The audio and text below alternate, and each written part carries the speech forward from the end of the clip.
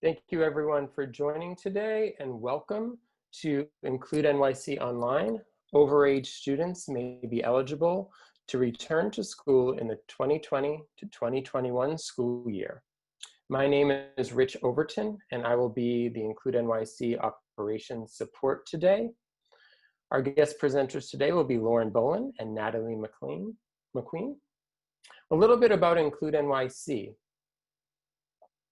We offer workshops, a helpline, and resources, which we are adapting to respond to coronavirus-related school closures.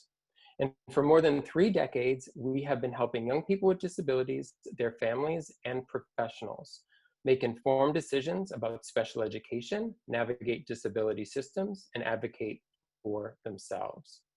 We were founded by 3 moms who had children with disabilities and wanted to share information with other families. You can find online workshops, parent support groups, and live streams on the Include NYC website calendar. If you have individual questions and want to speak to an educator, please call the Include NYC helpline at 212-677-4660 or 212-677-4668 in Spanish. You could also fill out a help request form on our website at www.includenyc.org. Please subscribe to our emails on our website homepage or follow us on social media at Include NYC for updates. And now I would like to welcome our guest presenters for today. Lauren Bowen, who's the Executive Director, Regional Partnerships and Transition, Division of Specialized Instruction and Student Support, Special Education Office, NYC Department of Education, and Natalie McQueen, Director of Transition Services and Post-Secondary Planning Initiatives for District 75. And now I'm going to welcome Lauren and Natalie. Hi, everyone. Thanks, Rich. I'm going to give Natalie there we go. Hi, everyone. Thank you so much for having us. Thank you, Rich, for the introduction. Yes, thanks, Rich. And thank you, everyone who joined us today. So this can really be considered our 3rd part of a 3-part series on graduating during the COVID-19 pandemic. And so I just want to mention that because we know that there have been changes to graduation requirements this year because of the quick pivot to remote learning due to the virus. And so if you missed previous webinars that we did, they are posted on the Include website and you can feel free to look. And also in a little while, we're going to look at the New York City Department of Education website together. And there's also information available there. So I just say that in case folks do have other questions, that may have been covered in one of our previous webinars, or maybe that weren't, but that aren't so directly related to tonight. But as Rich stated, our focus tonight is on students who are 21 or older. And this is because typically school systems are not required to provide education or services after the year in which a student turns 21. And this includes the provision of FAPE, which we know stands for a free and appropriate public education for students with IEPs in particular, sometimes in general for students with and without IEPs. Sometimes this is referred to as aging out of the school system. So a student's education typically, again, this is all typically does end when a student, if the student has turned 21 during that school year, whether or not they've actually received a diploma or a credential. So again, we know things have been different this particular year, and we're happy to be able to share with you today that New York City is planning to deliver an extension of services for some students who would typically have been aging out of the school system at this time, but are in need of continued education or support in order to either graduate or to transition to adult services. And so when we think about this, we can really think about a few different groups of students. And the first group being students who are working towards a diploma.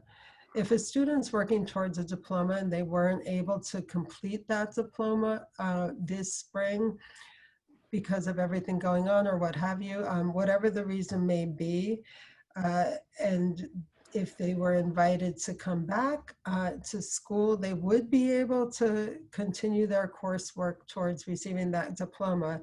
That's the first group of students. We certainly don't want any student to not receive a diploma because they turned 21, but because of their circumstances, they weren't able to complete their coursework this year. So we really want to support those students, and we've been taking steps towards being able to do that. The second group of students are students who are not working towards a diploma because they're alternately assessed, so they're working towards a skills and achievement credential. But well, actually, I'm going to let Natalie talk more about those students and what the criteria are. But I will say this, that even if a student is not eligible to return for school, any of the students in any of the groups, well, I keep saying because of the COVID virus, but really just whatever situation, if they've been unable to connect with adult services of any kind, we will continue to be available regardless of how old the student is, to meet with that student and provide transition support services in a more consultative model. And so we're also going to talk a little bit more, or Natalie will. So happy to have my colleague here with me tonight about what we mean by that, because that's something that all students are eligible for until they are connected with adult services, or until you as the family decide that you no longer require that service. But until that time, we're really happy to provide that service and to meet with families and students and make sure that nobody's left without that kind of support. And so at this point, I am going to turn it over to my wonderful colleague, Natalie, who's going to give us a little bit more detail about each of those. Sure. So thank you so much, Lauren.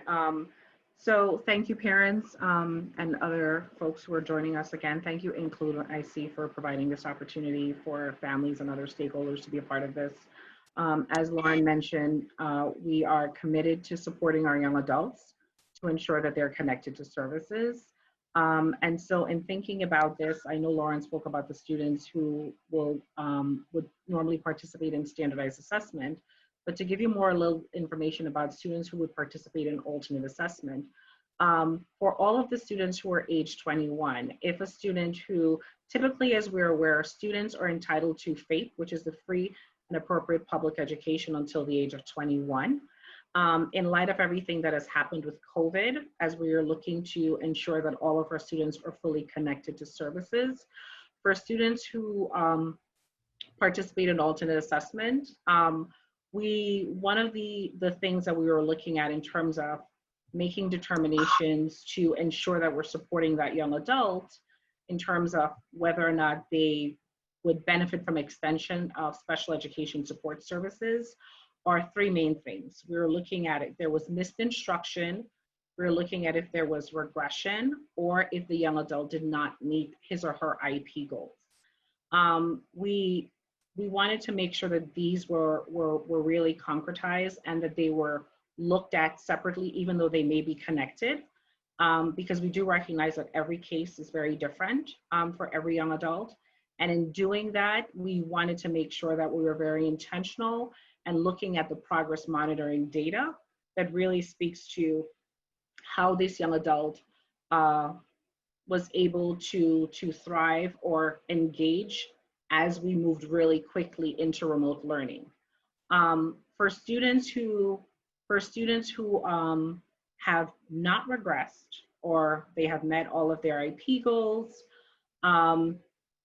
and they have, but they have aged out, as my colleague Lauren had mentioned. We are committed to providing transition support services or also consultancy services through the summer, fall, or spring for those young adults throughout the 2021 school year. And so when we think about the transition support services, we're really thinking about supports that will assist the young adult with establishing post-secondary program eligibility. We're also thinking about access to post-high school services and to ensure that students are fully connected.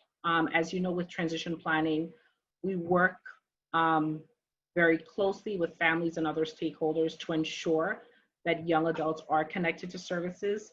But in light of everything being changed or upended because of COVID-19, and we recognize that similar to us having to make changes really quickly, it's the same that applies with a lot of the post-high school programs. So when we think of virtual support, so I just wanted to clarify, so the virtual supports are for students who have met their IP goals and they're not being recommended for an extension of services. They will still be engaging with us in a consultative manner, and that can be, it would be virtual support. It could be via the computer, via a web-based platform, or it could also be via the telephone. We want to make sure that we're using different mediums that will allow the parent to have access to us in a mode that's comfortable with them. If a parent has indicated that they prefer an in-person support service consultation, we will actually work with that family to schedule an appointment accordingly at a location, at a designated DOE location that would be appropriately safe for all parties involved, more than likely one of the approved rec centers. So when we're thinking about the support services for students who are not coming back to school are for all students. So we're looking at students who either could have participated in alternate assessment or a student who could have participated in standardized assessment. And so when we're thinking about support services, we're looking at things like supporting families with continuing to work on OPWD eligibility. In light of everything that has happened, we do know that there were delays in psychological evaluations being done. Many of the programs moved to virtual models. And as a lot of programs are also making decisions around, you know, the number of individuals that can come back into programs because of space and the COVID rules, they are a bit delayed in making those decisions in terms of making offers. So we are looking at supporting OPWD eligibility. We are looking at supporting our young adults with connecting to college programs. So through the consultancy, if it's a young adult needing to talk to us about their college choice or making changes in their college choice or connecting, or I've gotten into my college, but now I would need support with really understanding or connecting to accessibility services at the college level. Those are conversations that we will continue to facilitate. We'll also continue to support our young adults and our families with gaining access to Access VR, so whether it's through completing Access VR applications. And we do know that up until recently, there was a delay in terms because they were not accepting applications. So that only started recently. And so we've been very intentional in reaching out and working with our families and our young adults to support them. And any other post-school support. And I think one of the things in our work, you know, as the DOE, as we're thinking about these support services, one of the things that we're also very committed to is ensuring that our families are given information about other virtual resources that could be free, that can support them and provide access to engagement opportunities for that young adult during any period of time in which they're waiting for a placement or they're waiting to access some post-school program. So those are things that we are doing. We have been pushing out information to stakeholders, working very closely with our transition team leaders. And as it relates to all across the Department of Education, as you're aware, we have our transition and college access centers. which are located in each of our boroughs. So between our TCATs and our District 75 transition office, we will be collectively working towards ensuring that this transition support is provided with fidelity for all of our families and students. Yes. Sorry, Natalie. I didn't mean to interrupt, but our translator just asked if you could slow down a tiny bit. So that's okay. So if there was anything in particular that didn't get translated, perhaps that can be shared through through Rich, and we'll make sure that we repeat it, because I know Natalie did share a tremendous amount of information.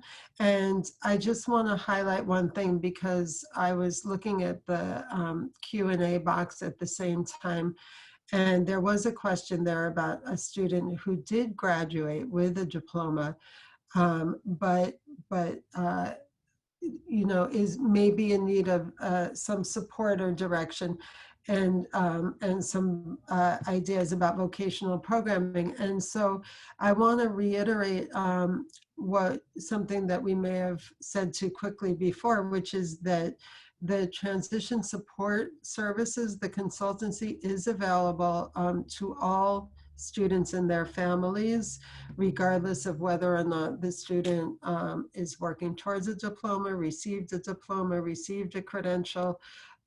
We really want to make sure that everyone is supported and able to connect with the right services. We can't get too detailed about individual students at the moment, but if a student is looking for a vocational program, we really encourage you, like Natalie was just saying, to connect with the person in your borough. And I'm going to share my screen just to share a little bit of information with everybody, because it is a lot to just take in, I think. And so one of the things that I'll share that is also on the website, I believe, but my share screen. Okay. So the first thing that I'll share is, sorry, what Natalie was just talking about is these, let me make it so that you can actually see them, these transition and college access centers. So there is one in every borough, and the folks from these centers will be available. I know they're not physically in those sites right now, but they are available through the email and phone number. Well, definitely through the emails. That's probably your safest bet right now, is to email them. They're monitoring the emails constantly. And they are going to be very available throughout the summer and the fall and spring to provide services.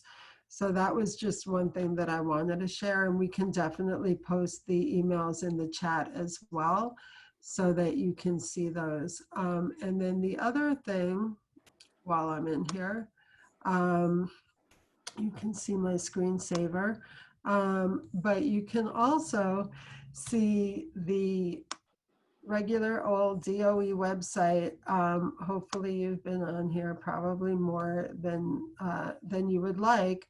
But anyway, this is just if you go to schools.nyc.gov, but then if you scroll down, oops, sorry, there's a couple of boxes with our lovely faces getting in the way there.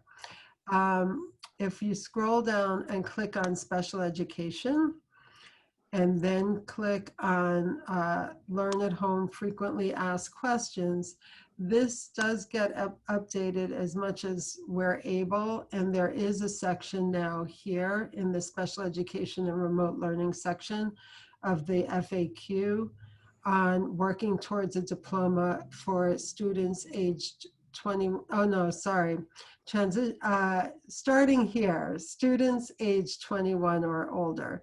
The other two are really, should probably be folded into that one, but that wasn't able to happen because it was so much information. But if we click on students aged 21 or older, it gives you the information that we basically, the same information that we just shared with you. so that we are, delivering an extension of services to some students, and that these are the criteria that we're looking at.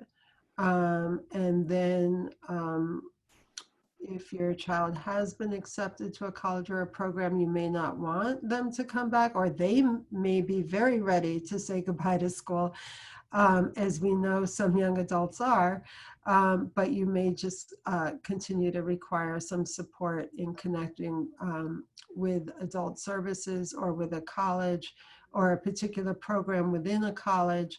And so we're really, really happy to help make those linkages with you. And so that's what this next section, Transition Support Services, describes a little bit. So I just wanted to share that that is on the public website for anybody who didn't, who wants to go back and see what it is that we're describing here tonight. Lauren, I just wanted to add, just to reiterate what you're sharing about the email addresses. The email addresses for all of the TCACs as well as District 75 Transition Office are also on that same page that Lauren brought you to under the section where it says who will deliver transition support services.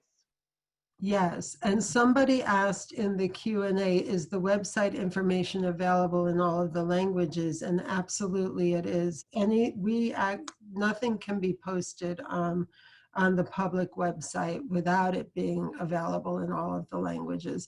So I think there's a little icon that I should have pointed out. Sorry about that. But it is on there. So whichever language you want to see the information in, you can click on that and see the information in that language. Actually, it looks like a couple of people had that question, so I just wanted to make sure to let you know that. I'm just looking in the Q&A. So somebody else asked, Natalie and I discussed this beforehand, we're both very happy to give out our own email addresses as well as the ones that we have shared so far. And so,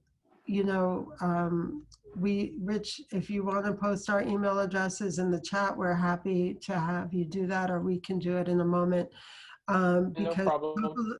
A couple of people have said that they'd like to have follow-up conversations about their individual children, and we're really happy to do that. That's not a problem at all. So somebody else, a couple of people have asked, about, I'm just trying to be responsive to some of these other questions. The possibility of a student aging out during the summer, continuing into next year. It asks about students with autism or autistic children. I wouldn't, the autism spectrum is a large spectrum. So I will say that, we don't necessarily go by the criteria of a disability classification. There are other things. Certainly, the impact of a student's disability is a very important consideration, along with the other criteria that we've talked about, and whether or not they were able to access remote learning, and whether there was any regression, and whether they've met their IEP goals. So those are all factors that need to be considered when we're considering extension of educational services for students.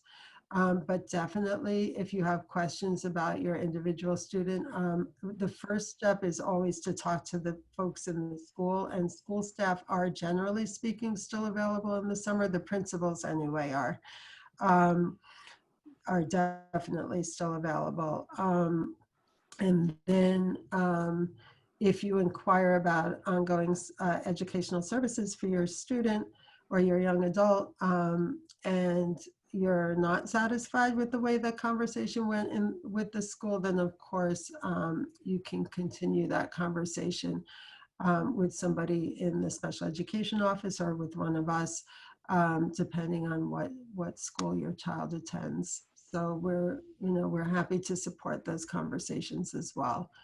So Lauren, there was a question, I did see a question around, can students without high school diplomas get into a trade program like plumbing? Right. So the answer to that question is yes. There are many programs that young adults can access to learn a trade. That could be either going through the route of us supporting them with connecting with Access VR, who contracts with a lot of voc rehab agencies. Also through the Department of Education, if a young adult is beyond the age of 21, they can also participate or apply to participate in the Co-op Tech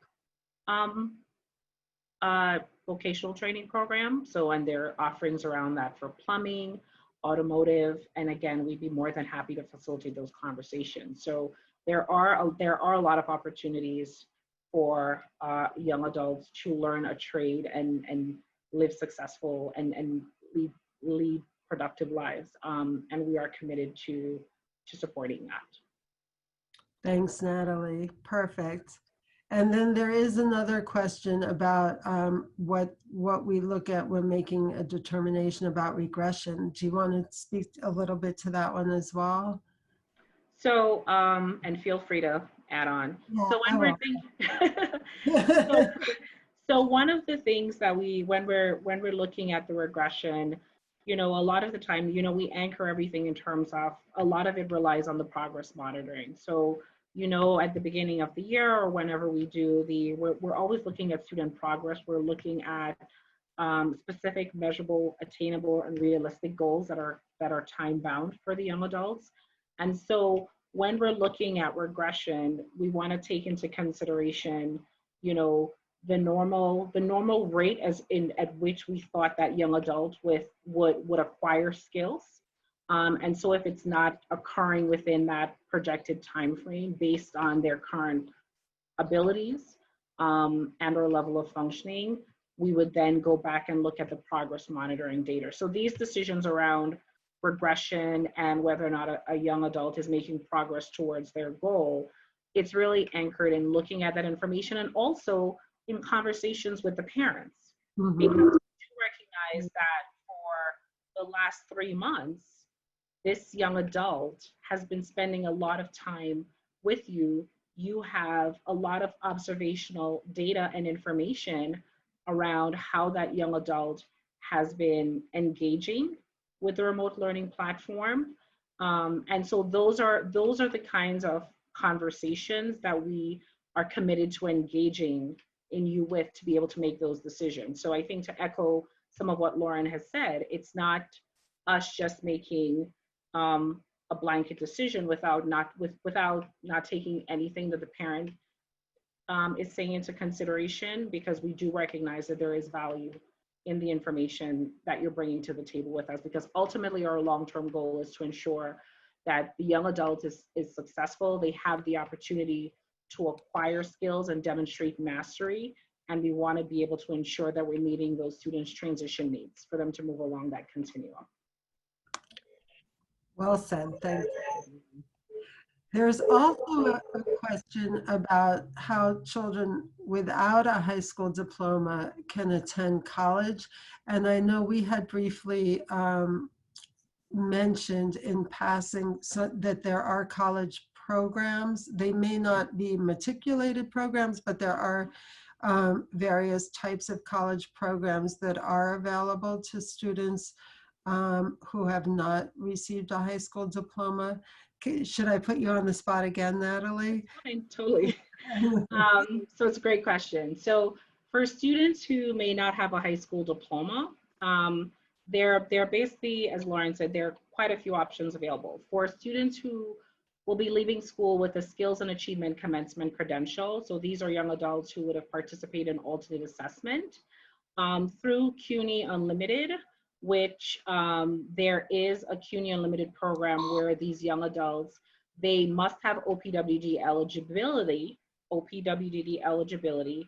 but they can apply to participate in the CUNY Unlimited program, which is considered a college experience program. So those young adults who are applying for that program would not be matriculated, as Lauren noted.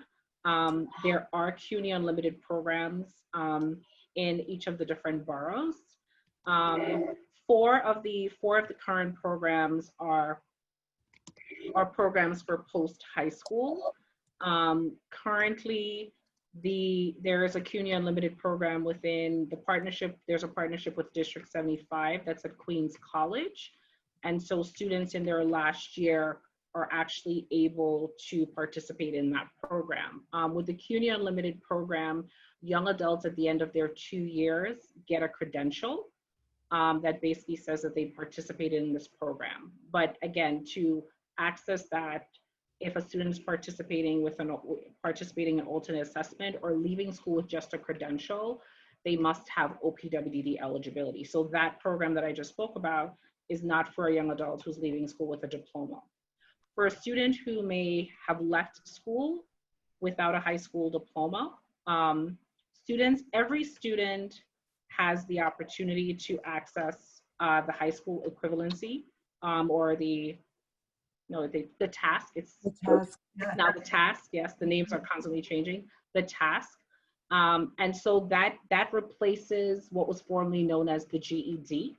And so there are many programs throughout the 5 boroughs, whether it's through Job Corps, whether it's again through the Department of Education, adult living centers, whether that allows individuals to, if they've expressed an interest in that, to participate in what's called pre-task testing.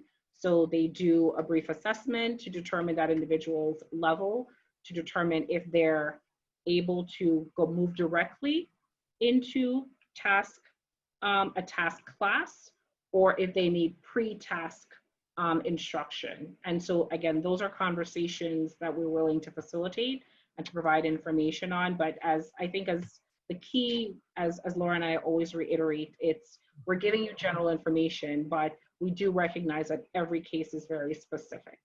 And so we're committed to having those additional conversations. But the answer to the question is yes. Yes. Yes, to the question that just came in too.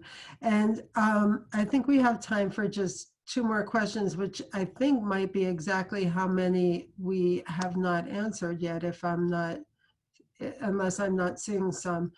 But in terms of who makes the determination about extending school and services beyond 21, should we be hearing from somebody in particular? So logistically, we have communicated with principals to reach out to students who are eligible to be invited back. So if you have not heard from your school, but you think that your young adult may be eligible to come back, we definitely recommend reaching out to the school leader and having that conversation. Some families have heard from the school, and if you haven't, that is, like I said before, that's certainly the first step in determining what services or education your student may be eligible to continue to receive after they turn 21, and just have that conversation with the school. Somebody else asked whether, again, there's a lot of determining factors there. So that's why the first step is definitely to talk to the school.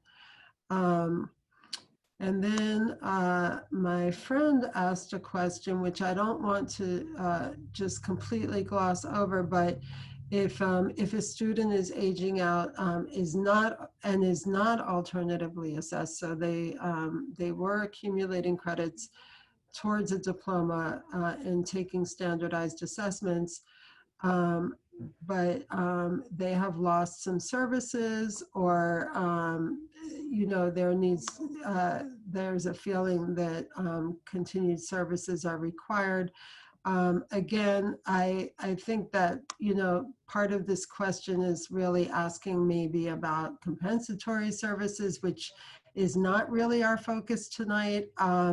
But certainly there are avenues that can be taken. And I would just say that if the student wants to continue to work towards a diploma, because it sounds like the student in question may have been working towards a diploma, that was one of the 3 categories that we first initially were talking about. You know, students who want to continue to earn credits, and then students who are working towards a skill and achievement credential. Those are the 2 groups of students, in addition to all students who are eligible for consultancy model.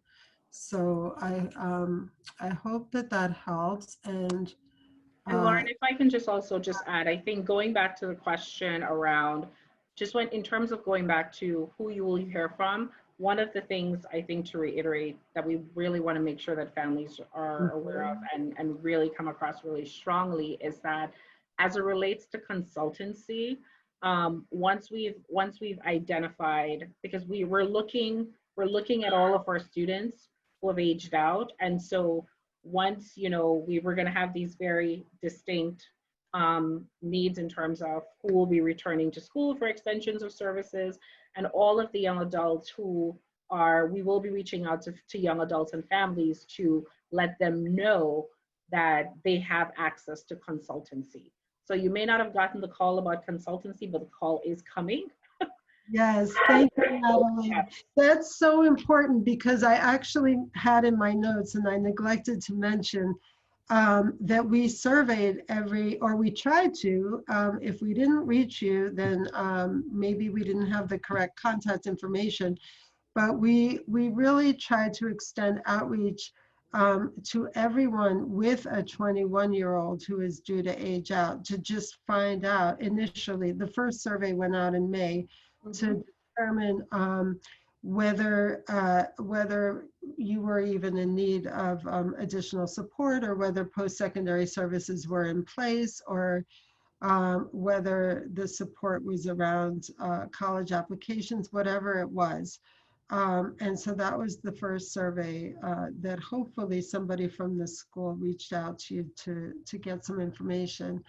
And then we also sent a letter with a link to a survey asking whether you would be interested in summer services, so transition support services in particular, and if they did become available in person, whether that might be something you would partake in. And then principals have also been sharing information with us.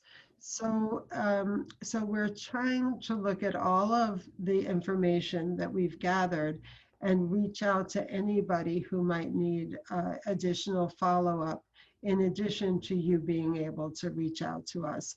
And it'll be, you know, the District 75 transition team. It'll be the transition and college access centers in each of the borough, their teams, who would be conducting that outreach.